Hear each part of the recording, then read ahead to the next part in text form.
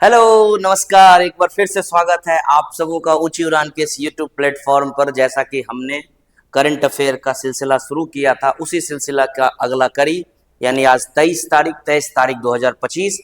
अब इसी से रिलेटेड टॉपिकों को लेकर के आज हम लोग आपके सामने आए हैं। आप जानते होंगे ऊंची उड़ान वादा सफलता का, जो कि कई तरह के टेस्ट सीरीज ऑर्गेनाइज करवा रहे हैं। कई तरह के मतलब आप यूं समझिए कि अलग अलग क्विज के माध्यम से बच्चे को एग्जाम के प्रति, बच्चे को टेस्ट के प्रति, बच्चे को आने वाले जितने भी कंपटीशन है उसके प्रति अवेयर करती है, जागरूक करती है और अधिक से अधिक मार्क्स कैसे स्कोर कर सके बच्चे, इसके लिए हर तरह से संभव प्रयास किया जाता है। तो बच्चे, अगर आप ऊंची उड़ान के बारे में थोड़ा बहुत भी और कुछ जानना चाहते हैं तो आप चले जाएंगे हमारे YouTube के प्लेटफॉर्म पे, या फिर अगर आपको और क्यूरी चाहिए तो आप YouTube पे कमेंट कर लीजिए। अदरवाइज आप टेलीग्राम का चैनल ज्वाइन कर लीजिए। टेलीग्राम पे डेली बेसिस पे जितनी भी नोटिफिकेशन है उसको जारी की जाती है। वहां से आपको ये बात समझ में आ जाएगी कि ऊंची उड़ान आखिर किस सेक्टर में काम कर रही है और कैसे एग्जाम कंडक्ट कराने के लिए, एग्जाम का लेवल लेने के लिए कैसे क्वेश्चन देती है। तो इसी उम्मीद के साथ हम लोग अपने टॉपिक की शुरुआत करते हैं। आज हमारा टॉपिक क्या है, इसको लेकर के हम लोग देखते हैं। चलिए, तो हमारा पहला सवाल है कि हाल ही में युवा मामलों के मंत्रालय ने विकसित भारत युवा संसद का आयोजन किया, जिसमें 75,000 से अधिक युवाओं ने विकसित भारत के युवा संसद के लिए वीडियो प्रविष्टि किस पोर्टल के माध्यम से प्रस्तुत की। यानी कि भारत में युवाओं को जागरूक करने के लिए, भारत में युवाओं को प्रशिक्षित करने के लिए, भारत में युवाओं को अधिक से अधिक उनके अवसरों को ढूंढने का एक रास्ता देने के लिए एक पोर्टल जारी किया गया है, जिसके माध्यम से युवा अपने भविष्य की तलाश कर सकते हैं। युवा देश के भविष्य में अपना योगदान दे सकते हैं, उनको ट्रेनिंग दी जा सकती है और देश के प्रति वो एक अच्छे सिटीजन बन सकते हैं। इसको लेकर के एक पोर्टल है जिसका नाम है माया भारत पोर्टल। याद रख लेंगे, क्या नाम है? माया भारत पोर्टल। इसमें अभी वर्तमान में 75,000 से अधिक युवाओं ने विकसित भारत के लिए युवा संसद अपना वीडियो प्रस्तुत किया है। माया भारत पोर्टल एक डिजिटल प्लेटफॉर्म है, यह एक डिजिटल प्लेटफॉर्म है जिसके माध्यम से भारत के युवाओं को जोड़ने का के लिए डिजाइन किया गया। मतलब युवाओं को अधिक से अधिक अवसर मिल सके, युवाओं को अधिक से अधिक ट्रेनिंग दी जा सके, युवाओं को अधिक से अधिक अपने भविष्य को लेकर के जागरूक किया जा सके।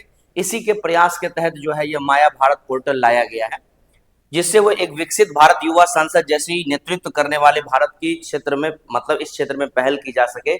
यानी आप सिंपल सा लाइन समझ लीजिए कि माया भारत पोर्टल एक ऐसा पोर्टल है जिसके माध्यम से युवाओं को उसके भविष्य के प्रति, युवाओं को उसके आने वाले अवसरों के प्रति क्या किया जा सके, जागरूक किया जा सके। और कई जो मतलब हमने टारगेट लिया डेवलपमेंट का, जैसे भारत को एक विकसित भारत 2047 तक बनाना है, तो वैसे भारत के लक्ष्य को मतलब पहुंचाने में ऐसे पोर्टल का योगदान हो सकता है।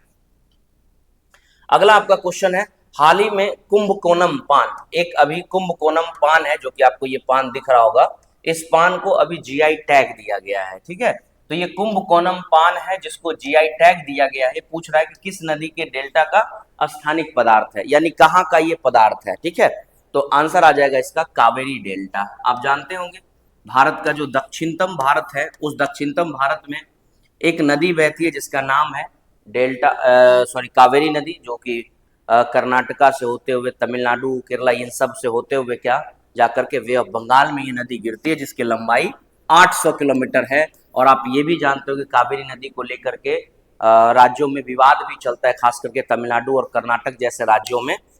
तो वैसे ही नदी के किनारे एक पान पाई गई है जिसका नाम है कुंभकोणम पान। अब ये कुंभकोणम पान जो है वो कहाँ मिला है, तो कावेरी डेल्टा नदी के किनारे मिला है और मतलब उगाया जाता है वहीं पे। उसी को दिया गया है क्या, जीआई टैग दिया गया। आप जानते होंगे जीआई टैग कुंभकोणम और तंजावुर में यह जीआई टैग मान्यता प्राप्त करने वाला तमिलनाडु डेल्टा क्षेत्र का पहला, यानी तमिलनाडु के डेल्टा क्षेत्र का यह पहला उत्पाद है। ठीक है, वैसे सबसे अधिक आपको हाल ही में हम पढ़ाए थे, आप आंसर और कमेंट में देंगे कि सबसे अधिक जीआई टैग जो है वो किस राज्य को दिया गया है। ठीक है, ये आपका क्वेश्चन है। यह पत्ता अपने अनोखे हरे रंग और विशिष्ट स्वाद के लिए जाना जाता है, यानी कि इसकी स्वाद अच्छी होती है, टेस्ट अच्छी होती है और इसका कलर भी जो होता है वो काफी अनोखा है। तीसरे क्वेश्चन की तरफ चलते हैं, किस वर्ष तक खसरा रूबेला उन्मूलन के लिए राष्ट्रीय अभियान शुरू किया गया है। यानी एक राष्ट्रीय अभियान शुरू किया गया है जिससे जो रूबेला और खसरा जैसी बीमारी है जो बच्चों में खास करके पाई जाती है उसको खत्म किया जा सके, और ऐसा टारगेट किया गया है कि आने वाले समय में इसका उन्मूलन कर दिया जाए। उन्मूलन का मतलब हो गया पूर्णतः उसे खत्म कर दिया जाए।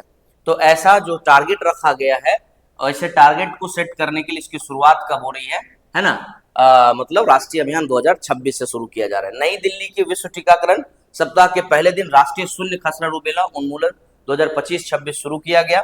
इसका लक्ष्य है कि 2026 तक भारत को क्या कर देना है कि रूबेला और खसरा से मुक्त कर देना है। यानी ये टारगेट रखा गया है कि 2026 तक, आने वाले 2026 तक क्या कर दिया जाएगा, इसे उन्मूलन के तौर पे रख दिया जाएगा, यानी खत्म कर दिया जाएगा।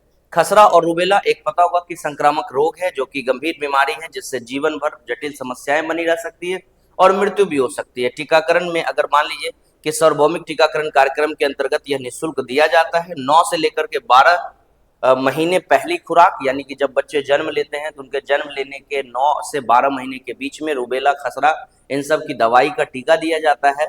और दूसरा 16 से लेकर के 24 महीने में दूसरी खुराक दी जाती है। अगर उनको समय पर यह खुराक नहीं दी जाएगी तो वो बच्चे के लिए गंभीर बीमारी हो सकता है और आने वाले समय में बच्चे की मौत भी हो सकती है या फिर उनसे जीवन भर समस्याओं से जूझना पड़ सकता है। ऐसे कंडीशनों से बचने के लिए भारत ने एक टारगेट लिया। जैसे याद करिए, पोलियो के लिए भी भारत सरकार ने उन्मूलन कार्यक्रम लाया और लगभग पोलियो जो है भारत में खत्म कर दिया गया है, आपको पता होना चाहिए।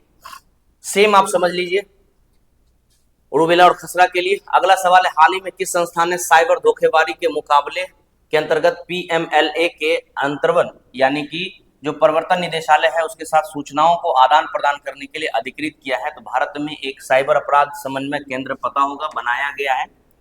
इसका काम होता है कि केंद्रीय वित्त मंत्रालय जो हमारे निर्मला सीतारमन है उनके साथ भारतीय साइबर अपराध समन्वय केंद्र को धन शोधन निवारण अधिनियम के तहत यानी prevention of money laundering act, जिसको हम लोग PMLA कहते हैं, 2002 की धारा 66 के अंतर्गत शामिल करने की अधिसूचना जारी की है। मतलब वित्त मंत्रालय ने ये बात कहा है कि जो PMLA है उसके साथ भारतीय साइबर अपराध, क्योंकि आज के समय में पता होगा कि धोखाधड़ी बहुत ज़्यादा चल रही है, खास करके पैसे से संबंधित, लोगों के अकाउंट से संबंधित कई तरह का क्राइम स्टार्ट हो गया और कई लोग इससे परेशान हो चुके हैं। तो वित्त मंत्रालय ने अपने साथ इसको जोड़ लिया है, यानी कि जो PMLA है जिसको हम लोग क्या नाम है, धन शोधन निवारण अधिनियम कहते हैं, उसके साथ इसको ऐड कर लिया गया